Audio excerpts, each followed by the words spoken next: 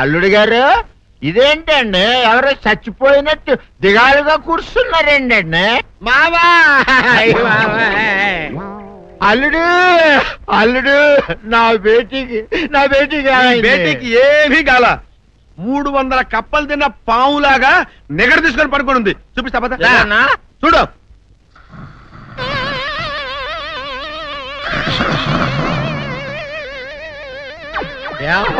ఏమైంది? పొద్దున్నే 10 కోడిగుడ్లు 10 లీటర్లు పాలు తాగటం, తెల్లకిలా పడుకోవటం, మధ్యాహ్నం బండి అన్నం తింటాం, తెల్లకిలా పడుకోవటం, రాత్రి వరకు ఇదే పరిస్థితి. మధ్యలో కర్ర తీసుకుని కొట్టినా లేవదు. మా అమ్మ ఇంటి పని చేయదు, నా ఒంటి పని చేయదు. దీంతో చస్తున్నానంతే. ఓహో అంతే కదా, అర్థమైపోయింది, సమజైపోయింది. అల్లుడు నీ కష్టాన్ని సిటీలో తీర్చేస్తా. ఆమె ఉందా? బోల్డ్ ఎంత ఉంది? 3 సుక్కలు చాలు.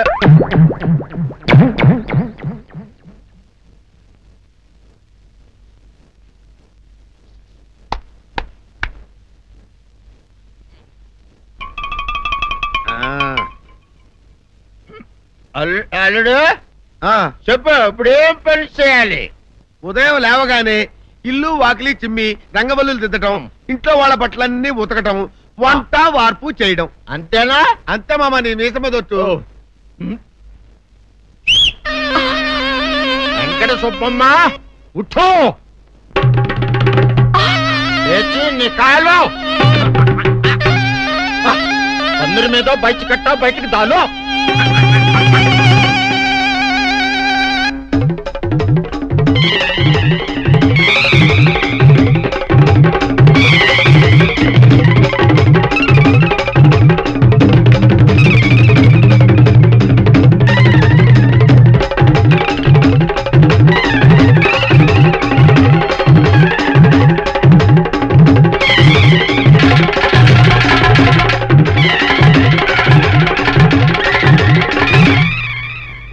అచ్చా అచ్చా, ఇప్పుడు బయటనా?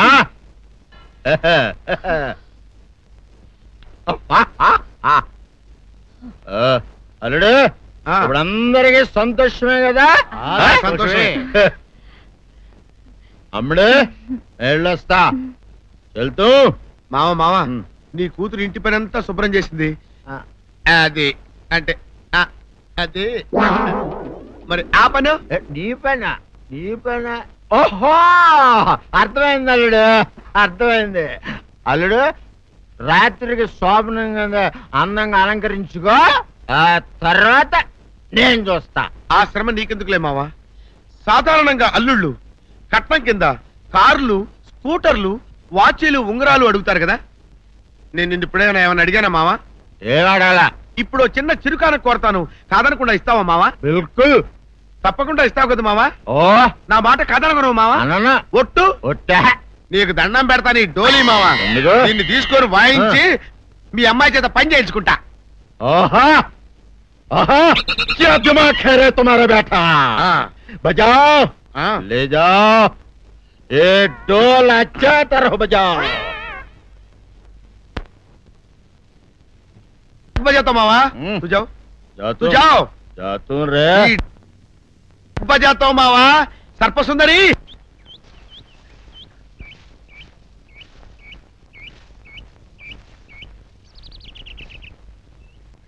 వీరుడు, నీతో ఒక ముఖ్యమైన విషయం మాట్లాడాలని వచ్చాను. నువ్వు పంచాయతీలో మాట్లాడిన మాటలకే నా కడుపు నిండిపోయింది. ఇంకా వేరే మాట నువ్వు నాతో మాట్లాడవలసిన అవసరం లేదు.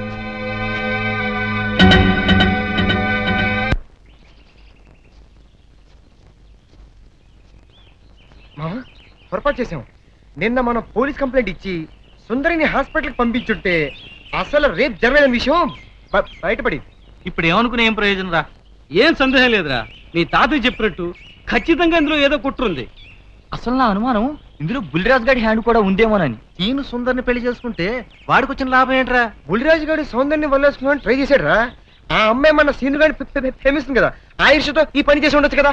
సరేరా, బుల్లిరాజు సుందర్ చేత అబద్ధం చెప్పించాడని అనుకుందాం. ప్రెసిడెంట్ నమ్మాడువేనా? ఒక్క ప్రెసిడెంట్ ఏంట్రా, చివరకు మన అచ్చిగడు కూడా నమ్మేశాడు. ఎవరు నమ్మితే ఏంట్రా? సౌందర్యం నమ్మపోతే చాలు. వెళ్ళరా మా వెళ్ళి సౌందర్యతో మాట్లాడు.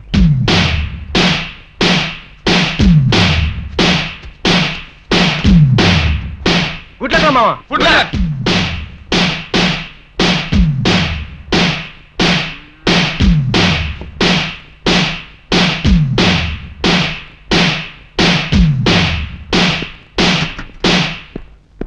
సౌందర్య సౌందర్య సౌందర్య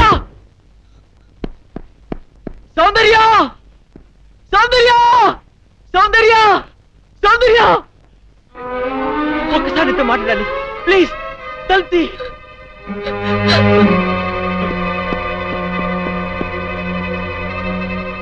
సౌందర్య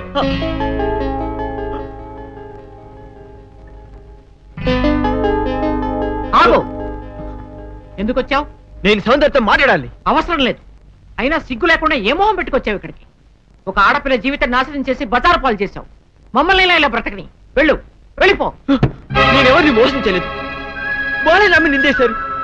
నేను నిర్దోషిని, నన్ను నమ్మండి. ఈ మాట ఆ పంచాయతీలో ఏమైంది? నువ్వు ఏ తప్పు చేయకుండానే ఊరందరి ముందు తల వంచుకుని నిలబడ్డావా? నువ్వు నిజంగా నిర్దోషమైతే ప్రెసిడెంట్ తీర్పుకి ఎందుకు ఎదురు తిరగలేదు? ఎవరు నమ్మినా నమ్మకపోయినా నాకు అనవసరం. నా సౌందర్యం నన్ను నమ్మితే చాలు. సౌందర్యం మాత్రం నమ్ముతుందని ఎలా అనుకుంటున్నావు?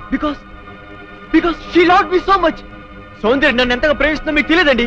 నీ మొహం చూసి ప్రేమించిన మాట నిజమే, కానీ ఇప్పుడు నీ గుణం తెలిసాక ద్వేషిస్తోంది. నీలాంటి పిరికి వాడికి ద్రోహికి మనసిచ్చినందుకు కూలి కూలి ఏడుస్తోంది. పాలల్లో మజ్జిగ చుక్క వేస్తే తోడుకుంటాయి, ఉప్పురాయి వేస్తే విరిగిపోతాయి. నువ్వు కర్పూరంలా కనిపించే ఉప్పురాయి అని ఇప్పుడు తెలుసుకుంది. నీతో మాట్లాడడం కాదు కదా, కనీసం నీ మొహం చూడడానికి కూడా దానికి ఇష్టం లేదు. వెళ్ళిక్కడి నుంచి. నో, మీరు చెప్పేదంతా అబద్ధం. నా సౌందర్యాన్ని నిన్నటిగా అపార్థం చేసుకోదు. ఒక్కసారి సౌందర్యతో మాట్లాడివ్వండి. సౌందర్య ఆగు. ఏమిటి దౌర్జన్యం? వెళ్ళి బయటికి. సౌందర్య నీకే.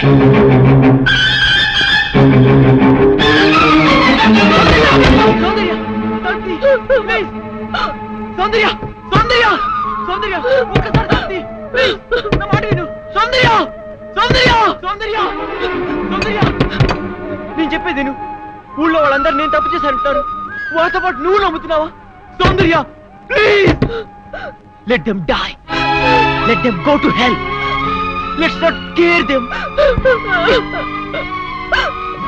పద సౌందర్య, ఈ కుళ్ళు మనుషుల మధ్య నుంచి, ఈ మురికి మనస్తత్వాల నుంచి ఎక్కడికైనా దూరంగా పారిపోతాం. కమాన్ కమాన్ సౌందర్య. నా మనసు పాడు చేసినట్టే నన్ను కూడా పాడు చేస్తే గానీ నీకు తృప్తి కలగదా? సౌందర్య అంటే అంటే నువ్వు కూడా నన్ను అసహించుకుంటున్నావా? Yes, I hate you. Understand? Get lost. నీ మొహం నాకు చూపించుకో. Get out. సౌందర్య, ప్రేమంటే ఏమిటో తెలియదు నాకు. ప్రేమంటే ఏమిటో నువ్వే చెప్పావు. నేను జడ పదార్థానని వద్దునని నువ్వు ఎక్కిరించేదాన్ని గుర్తుందా? అలాంటి వాడు నేను ఓ ఆడపిల్ల పట్ల అలా ప్రవర్తించాలంటే నువ్వు ఎట్లా నమ్మావు సౌందర్య? నువ్వు నన్ను ప్రేమ చెప్పినా పర్వాలేదు, కానీ నువ్వు నన్ను ద్వేషిస్తే నేను భరించలేను. ప్లీజ్ బిలీవ్ మీ, నేనే తప్పు చేయలేదు. నన్ను నమ్ము. నువ్వు నమ్మకపోతే ఇక్కడ నేను తల బద్దలు కొడుకుని చచ్చిపోతాను. నువ్వు చావడం కాదురా సౌందర్య, నువ్వు గెలిచలేకపోతే నేనే చంపేస్తా. సౌందర్య సౌందర్య, మీరు నన్ను తిట్టినా కొట్టా పర్వాలేదు. ఒక్కసారి సౌందర్య నన్ను మాట్లాడండి. సౌందర్య సౌందర్య సౌందర్య సౌందర్యతో మాట్లాడినా దాని పేరైతే నరికి పోగులు పెడతాను. నా మాట వినండి. సౌందర్య ఇక్కడికి వచ్చాడు చంపేస్తాను. వెళ్ళావు సౌందర్య ప్లీజ్ ఒక్కసారి నా మాట విను. సౌందర్య ఏమిటండి మాట ఇది?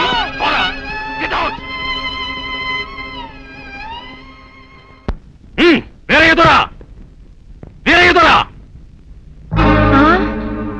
నీ మనవుడు వచ్చోసిన అంబోతల ఊరి మీద పడుతుంటే అదుపులో పెట్టుకోవాల జ్ఞానం ఉండక్కర్లేదా? మరోసారి మా అమ్మాయి జోలికి మీ వాడు వచ్చాడో వాడి సమయానికి తక్కేది. జాగ్రత్త.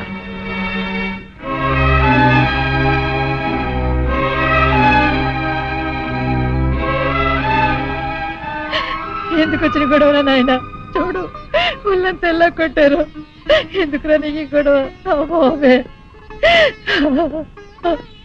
నాయనే బిడ్డ కంటికి బంటికి ఏకదారిగా ఏడుస్తున్నాడు. ఆడి బాధ చూస్తుంటే నా గుండె తరుక్కుపోతుంది. ఊరంతా ఏకమయ్యి అపం శుభం తెలియని నా మనవడి మీద అబద్ధాలు వేస్తారా?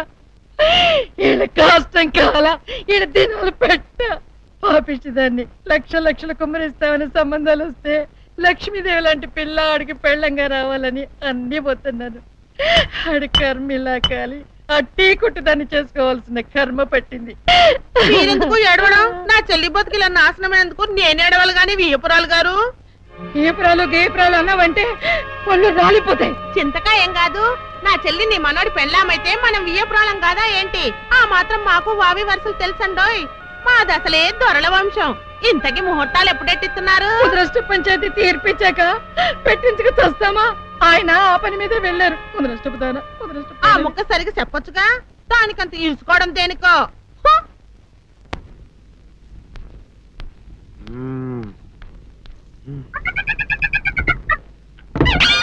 నాగు ఏంటి నన్ను గదిలేటి తాళం వేసావు? ఏం చేయమంటావు? నువ్వు ఇంట్లో నుంచి బయటకు వచ్చావు అనుకో, ఎవరో పరాయి పురుషులు కనపడతారు, వాడిని చూసి నువ్వు రెచ్చిపోయి లంగా మొహాన్ని వేసుకుంటావు, అందుకే వేశా. సరే గాని ఊళ్ళో సంత జరుగుతుందంటగా, నన్ను తీసుకెళ్ళవా? ఏంటి సంతక? నిన్న ఇంట్లోనే నిన్ను నీ లంగాన్ని కాపాడలేక వస్తున్నానే. సంతలో కొన్ని వేల మంది పరాయి పురుషులు ఉంటారు, వాళ్ళందరినీ చూసి అన్ని వేల సార్లు నువ్వు లంగా తీసి మొహాన్ని వేసుకున్నావు అనుకో, నా బతుకు సంత అయిపోద్ది.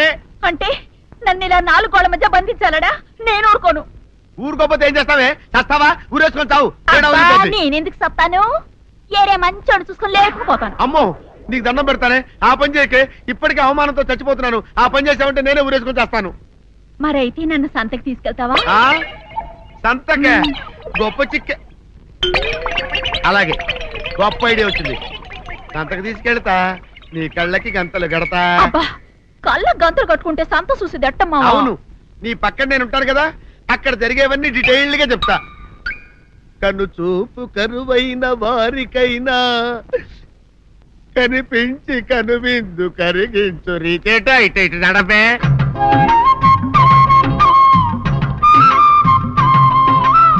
ఏంటండి మీ ఆవిడ హళ్ళకి హొత్తహచ్చారు? ఏం చేయమంటావు నాయన?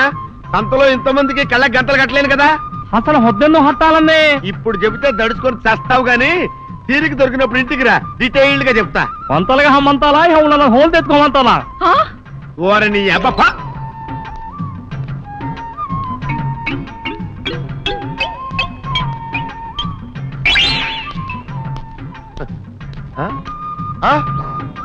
దొంగ దొంగ దొంగ పట్టుకోండి, పట్టుకోండి, దొంగ పట్టుకోండి, పట్టుకోండి, వదిలిపెట్టండి.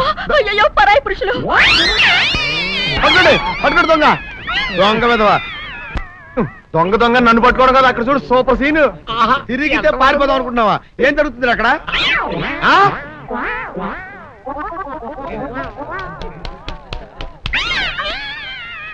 నిజమే. పదండి, పదండి, పదండి. నీతో లాభం లేదే. నీకున్న లంగాలు చీరలని తగలబెట్టించేసి నీ చేత జీన్ ప్యాంట్ తెలిస్తే కానీ నాకు మనశ్శాంతి ఉండదు. పదా పదా పదా పదవే.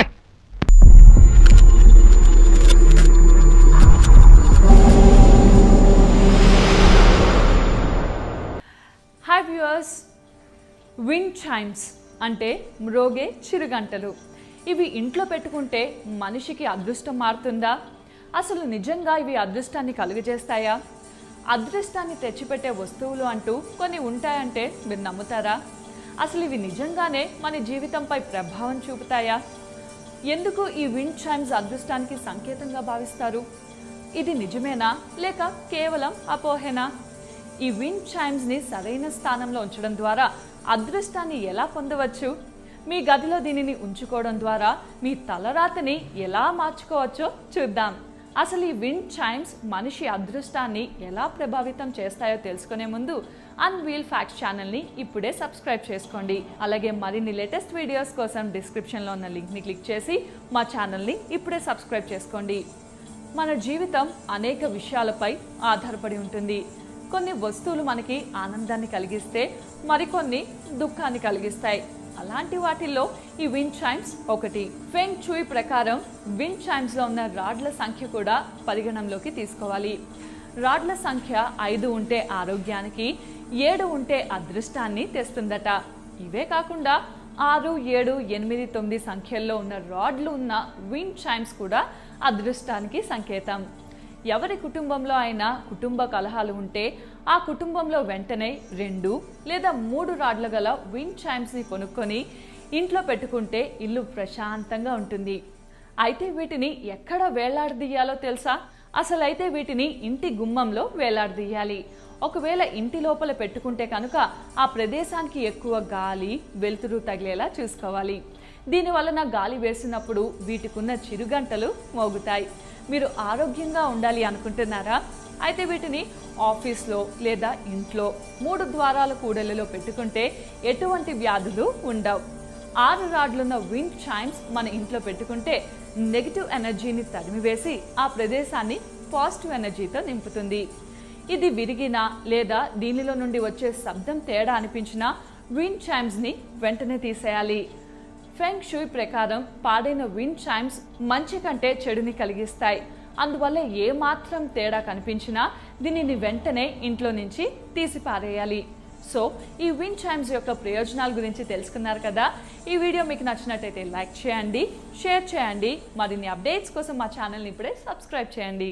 వాళ్లకు ముద్ద దిగదు. మనం వాటర్ తాగినట్లు వాళ్ళు పాము విషం త్రాగుతారు. ఎందుకలా అంటే మా వంశ ఆచారం, మేము చిన్నతనం నుండి విషం తింటున్నాము త్రాగుతున్నాము అంటూ చెప్పుకొస్తారట అక్కడ మనుషులు. వామ్మో వీళ్ళు